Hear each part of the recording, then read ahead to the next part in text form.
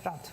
Então, cabe-me a mim, na qualidade de moderadora do primeiro painel, o painel a que todos assistiram e que foi profundamente debatido, alinhar algumas sensibilidades e algumas conclusões àquilo que foi dito. E a primeira, o que me pareceu foi que os presentes, tanto daqui como daí, identificaram de facto alguma dificuldade associativa, de forma a poder reunir os vários agentes em torno deste, o tema que era objeto da discussão da manhã, como de outros temas. Isto, de alguma forma, explica as entropias que se diagnosticam no processo de reconhecimento e consolidação da profissão de tradutor e de intérprete. Depois, os presentes, pareceu-nos a mim, que reconhecem também a diversidade dos conceitos associados à realidade da tradução e da interpretação e dos seus profissionais. Eu quero deixar isto aqui para que fique muito claro. Não me ocorreu jamais que as duas questões se confundissem, são duas realidades diferentes, mas uma vez que a questão foi levantada, acho prudente sublinhar isto também. A identificação dos interlocutores é um ponto fundamental na conclusão do processo desencadeado pelo Ministério da Justiça e que granjeou já uma decisão política favorável a estes procedimentos a que se aspira. Portanto, alcançou-se um ponto importante, decisão política há, vontade política há, o avanço do resto do caminho que resta, que falta percorrer, carece de interlocução por parte dos profissionais desta arte. Também associado a esta realidade, a aposta na qualidade e na exigência corresponderá necessariamente à ponderação dos valores que são praticados no mercado e ao ajustamento das tabelas remuneratórias existentes. Não se pode querer, ao mesmo tempo, qualidade no trabalho e continuar a satisfazê-lo em termos monetários de uma forma risível. Neste quadro, e com vista a uma célere e satisfatória resposta às exigências da diretiva, que foi o grande nosso quadro da manhã, e às necessidades que a Justiça e as classes profissionais envolvidas querem, será ideal que, de facto, esta fase final do processo, por um lado, da identificação do tal registro de tradutores e, por outro, da certificação da profissão do tradutor, seja ultimado com brevidade. E daí que o Ministério da Justiça, que quer aproveitar este momento político, tenha como projeto submeter de imediato a todos os interlocutores que foram identificados na sessão da manhã. Aqueles que já eram do conhecimento do Ministério da Justiça, mas todos os outros que foram conhecidos agora, portanto, submeter à apreciação das estruturas que foram identificadas durante este evento, o projeto do regime jurídico do tradutor e do intérprete, ajuramentado, que já está delineado, para comentários. E serão comentários num prazo que vai ter que ser não muito alargado. Mais uma vez, não é a minha praia, eu venho da Procuradoria-Geral, a Procuradoria-Geral não tem nada a ver com este assunto, mas o que me é dito é que este é o momento. Deixando de passar este momento, corremos o risco de voltar a retomar o procedimento desde o início. E uma vez que esteja recolhidas esses comentários e sugestões, elaborado o projeto, o mesmo será apresentado não para nenhum tipo de aprovação, mas sim para recolher junto da Direção-Geral de Tradução e da Direção-Geral de Interpretação uma apreciação crítica e algum ajuntamento no texto, se ele dele carecer. São estes os planos do Ministério da Justiça no termo da sessão da manhã. As conclusões, a síntese que eu possa ter feito da sessão está aqui sobre a mesa à vossa disposição. Se quiserem acrescentar, se entenderem que há outros pontos que devem ser realçados. Sim, Eva? Estava a fazer uma pergunta. Um projeto submetido à Direção-Geral da Tradução e à Direção-Geral da Interpretação, de quê? Da Comissão Europeia?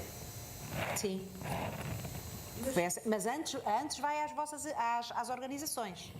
Penso que é essa. Primeiro, o projeto é submetido a todos os interlocutores que foram conhecidos, que estão identificados, para comentários e sugestões. Eu queria isso de manhã. O quê? Submetido à Comissão Europeia porquê? Só para a recolha de comentários críticos. Foi o que eu percebi. Eu não. Quer dizer, não sei, para mim parece-me que isto se trata de uma realidade portuguesa. E é. Penso que a ideia, se calhar a doutora Renata depois poderá completar-se, a ideia será recolher também sugestões de um varejo que estas instituições têm por aí. Sim? Eu tenho conhecimento que na União Europeia há um grupo de trabalho, já a trabalhar há vários anos, há um grupo francês, da Comunidade Francesa, justamente para harmonizar o estatuto do colaborador da Justiça em tradução e interpretariado. Portanto, não sei se seria bom consultar o resultado, os trabalhos desse grupo de trabalho. Sim, senhor. A doutora Renata está a tomar nota, não está? Está a tomar nota. Lá em cima.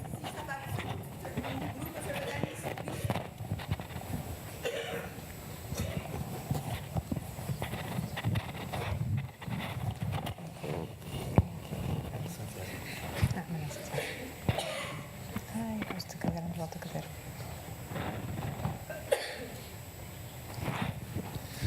Muito obrigado. Será que alguém das instituições da União Europeia, nomeadamente da Comissão, já tem ou nos pode dar uma ideia de para quando o relatório que a Comissão vai apresentar ao Parlamento 3 anos depois da entrada em vigor? Perdão, 1 ano depois do final dos 3 anos para transposição. Muito obrigado. Sim, senhor. Aqui à frente. Mais abaixo. Vai responder?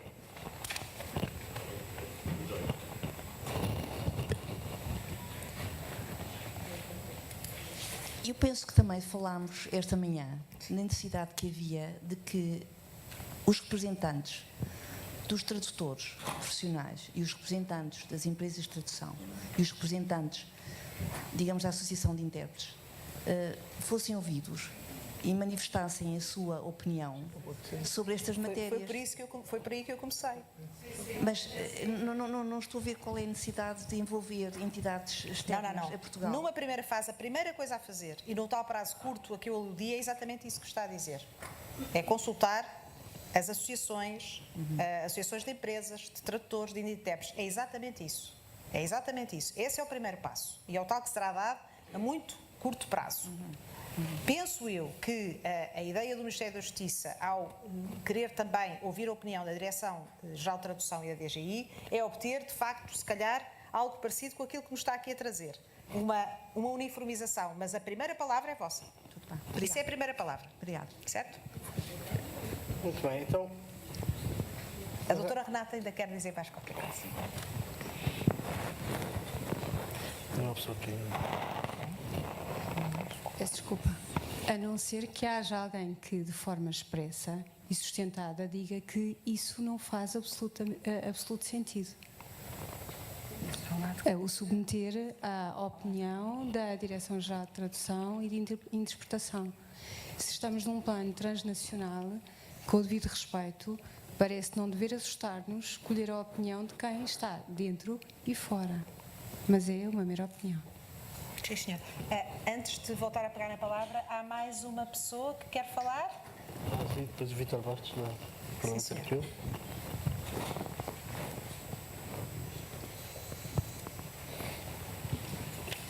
Não. Eu peço desculpa. Já vai voltar para si ali que ainda não falou. Muito boa tarde, eu vou ser muito breve. Carla Brita, Polícia Judiciária do setor de tradução. Eu gostaria apenas de saber se as entidades a serem ouvidas vão ser entidades privadas ou também os organismos públicos que têm tradutores. Só isso que eu gostaria de saber. Está ali, Rita. Do lado de lá. Talvez não seja necessário o microfone. Sim. Vai ser uma intervenção muito breve, eu já falei de manhã, e vim cá com muito gosto e voltarei exatamente este fórum mais vezes se voltar a realizar. E não vamos abrir o debate, mas eu quero responder o próprio ex-colega Eva falou e o colega na sala sobre o tema, mas eu tenho um espírito, e assim continuarei a ver no futuro, de que eu, por estar na administração comunitária, não deixo de pertencer à administração pública portuguesa. Portanto, considero-me efetivamente como um parceiro ativo de tudo que se passa no mundo da tradução da língua portuguesa. Portanto, eu gostaria só de apoiar, não é por ser a tradução da Comissão, eu até sou do Parlamento, Mas o facto de o documento final à apresentação da Comissão, que aliás eu também falei com a doutora Renata e até sugeri que até fosse também ao Tribunal de Justiça, onde temos também uma representação só de tradutores, juristas, linguistas, porque entendo que somos todos parte de um todo. Disse que era breve e já não fui tão breve. Foi. Mas, portanto, somos todos parte de um todo e defenderia que nos considerassem como uma parte desse todo. Obrigado. Pronto. Sim, senhora, eu... não me levem a mal, eu sei que há mais pessoas a querer intervir, menos que seja algo absolutamente que não podem calar, e isso então deve ser falado aqui. Há ainda o resto das conclusões para apresentar. Sim, diga. Não há nada que possa impedir da Direção-Geral de Tradução que intervenha, não é esse o meu... não foi isso que eu quis dizer, claro, e acho que até antes pelo contrário, se de facto existe já a nível pan-europeu um sistema de harmonização daquilo que está a ser feito, é importantíssimo que também o português participe, não é? Longe de mim estar a focar essa vertente. O que acho de facto muito importante, e se é isso que já foi a ser feito, não tem nada a dizer, é que sejam os intervenientes cá, as várias associações que representam os profissionais da tradução e da interpretação, que participem diretamente nessa Exatamente, avaliação. mas isso é o primeiro passo, esse é exatamente o primeiro passo. Pronto, muito obrigada. Zé Manel? Sim. Bom, em relação a este painel de sinergias, uma nota prévia em relação, uma nota que eu já dei há pouco quando falei da intervenção do professor Manuel Conceição, que é, de facto, sobre a questão do tradutor, a preocupação com o rigor e o conteúdo das licenciaturas, adequando-os às necessidades do mercado de trabalho. E, por outro lado, a evolução do perfil do tradutor, ou seja, a necessidade de adaptação às novas tecnologias. Não há, obviamente, receios nenhums por parte de quem é tradutor de recorrer às novas tecnologias, e elas vão acabar por aumentar a qualidade do seu trabalho e não devem ser vistas como algo que vem ameaçar a sua capacidade de trabalho ou a qualidade do seu trabalho, ainda que haja aquele conjunto de notas que foram referidas, que compreendemos, mas, enfim, na nota essencial é, digamos, perceber que as evoluções existem e que devemos estar preparados para elas. Depois, em relação enfim, quanto ao tema sinergias, foram consideradas absolutamente fundamentais o suporte técnico, para o suporte técnico, com o suporte teórico, mas também a prática deve ser determinante, ou seja, as sinergias podem ser anunciadas, podem ser digamos, desejadas, mas fundamentalmente é preciso que os resultados sejam concretos e que os bons exemplos, que ainda são casos isolados, sejam cada vez menos casos isolados e haja muito bons exemplos.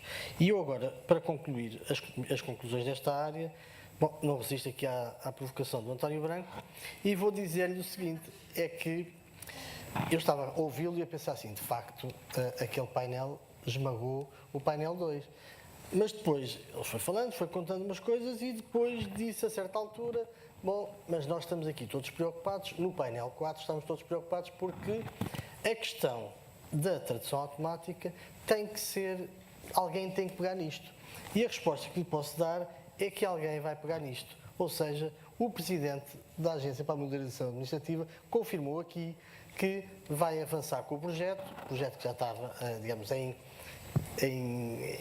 fase inicial e que muito proximamente se vão reunir com um conjunto de outras entidades e a tradução automática, usamos o mecanismo, a ferramenta de tradução automática vai ser disseminada pela Administração Pública Portuguesa. Esta é a boa notícia que deixa qualquer painel satisfeito. Todos os painéis muito satisfeitos. E todos os outros derrotados. Exatamente. Mas, fundamentalmente, é evidente que há outros casos e há pouco falámos de outras situações, mas se este momento desta conferência era importante para várias coisas, uma delas, se conseguimos ganhar a AMA ou conseguimos ganhar várias instituições públicas portuguesas para esta disponibilização desta ferramenta, deste trabalho da tradução automática iremos, elaborada pela Direção-Geral de Tradução da Comissão Europeia, eu acho que é um passo muito significativo, é uma conquista desta conferência e por isso concluo com esta satisfação de ver este passo dado e agora continuaremos o processo e esperamos que daqui a um ano, se houver uma outra conferência, ou seja de que forma for, possamos estar a falar já das evoluções e da aplicação prática deste trabalho. Muito obrigado. Eu vou então retomar a palavra sobre o painel número 3, de que há bocadinho tinha apresentado já um esboço, no fundo, de conclusões, algo descritivo, mas já era um esboço de conclusões, que não pareceu suscitar nem questões da parte, quer dos participantes no painel, quer dos que não tinham participado diretamente do painel, mas eu, como tinha dito no início do painel de interpretação, a minha preferência era que houvesse debate e que, além disso, as conclusões a que chegássemos fossem claras e concretas e fosse alguma coisa que nos pudesse guiar. E eu acho que há aqui duas questões importantes que, depois de ouvir o painel, de ouvir o que disseram os intervenientes do painel e de ouvir também as restantes conclusões do painel da manhã, com as quais temos alguma interação, acho que há dois pontos importantes a sublinhar. Encontra-se satisfeito neste momento, que é o anúncio de que efetivamente vamos poder também contribuir tecnicamente para o projeto de texto que daria figura à transcrição da diretiva sobre a tradução e interpretação no quadro da justiça. Para nós isso é importante. Eu quero tranquilizar todos os colegas presentes de que a nossa contribuição não tem qualquer cariz político, somos um serviço apenas técnico, mas tal nós próprios como o próprio Tribunal de Justiça de Luxemburgo tem também um serviço de tradução e de interpretação, onde há também colegas portugueses e creio que temos uma contribuição que pode ser útil para ajudar a definir claramente qual é o quadro do papel do intérprete na Justiça. Tanto mais que acreditamos, como foi dito há bocado, que há uma interação em termos profissionais e pode haver uma abertura, também um complemento de perspectivas profissionais à escala da interpretação aqui em Portugal. Portanto, acho que o primeiro ponto positivo é esse, que podemos incluir nas conclusões. E o segundo ponto, sobre o qual eu queria construir as nossas conclusões, é que, finalmente, em relação à formação para a interpretação em português e às questões que se levantam em relação à presença do português no mundo, no Oriente e África, sobretudo, mas também, como vimos, com uma intervenção no nosso painel, à própria utilização do português nas reuniões no quadro das instituições europeias, eu creio que a segunda conclusão importante seria pedir a todas as entidades que contribuíram para esta organização, para este acontecimento hoje, no que diz respeito à interpretação, que nos mantivéssemos em contacto e que, possivelmente, pudéssemos voltar a encontrar-nos, nós encarregarmos-emos de dinamizar esse processo, juntamente, certamente, com os colegas do Parlamento Europeu, no sentido de começar a tentar concretizar de maneira prática o que é preciso fazer para perenizar a formação de interpretação em Portugal e poder fazer com que isso contribua para que essa formação também exista fora de Portugal e vice-versa. Uma coisa não pode viver sem a outra. E nesta área há certamente uma contribuição das instituições que têm vindo desde sempre a contribuir para a formação. Eu não o evoquei no painel, mas devo dizer que, além de toda a energia, toda a contribuição em termos de trabalho, houve também uma contribuição financeira ao longo de uma dúzia de anos ou de 15 anos, que se cifra em poucos, mas vários milhões de euros. E, portanto, esse empenhamento existe, mas esse empenhamento tem que ser combinado com o empenhamento do Instituto, do Camões Instituto, de que não duvidamos e que também tem meios e está a empregar os meios que tem para divulgar a língua portuguesa, e com a própria Direção-Geral dos Assuntos Comunitários, com a qual em tempos tivemos também contatos talvez mais seguidos, e aquilo que eu queria propor como conclusão aos membros do painel seria que efetivamente se desse um bocadinho corpo a um contato que permaneça e nós, por nossa iniciativa, juntamente, certamente com a colaboração dos serviços de interpretação do Parlamento Europeu, pudéssemos dar corpo a uma iniciativa para se começar a traduzir de maneira mais prática aquilo que é necessário fazer para perenizar essa formação. Quanto aos aspectos técnicos da formação em si, eu acho que nós não temos desacordos nem dúvidas entre nós sobre o facto de acharmos que é preciso respeitar um certo número de regras e de princípios de ordem pedagógica, metodológica e de qualidade. Mas em relação, digamos, às ações políticas e às ações concretas, acho que precisávamos de as discutir melhor e de as declinar depois num documento escrito em conjunto com as autoridades envolvidas neste processo. Bom, então, cabe-me a mim apresentar a síntese do painel 4. Fico com a impressão subjetiva que tomei mais tempo há pouco do que os meus colegas aqui na moderadores, portanto vou desta vez tomar menos tempo e começando por chamar a atenção para o tema do painel 4, preparação da língua portuguesa para a era digital. E, portanto, se nos focarmos nesse tema e nesse propósito, podemos dizer que as duas grandes conclusões são as seguintes.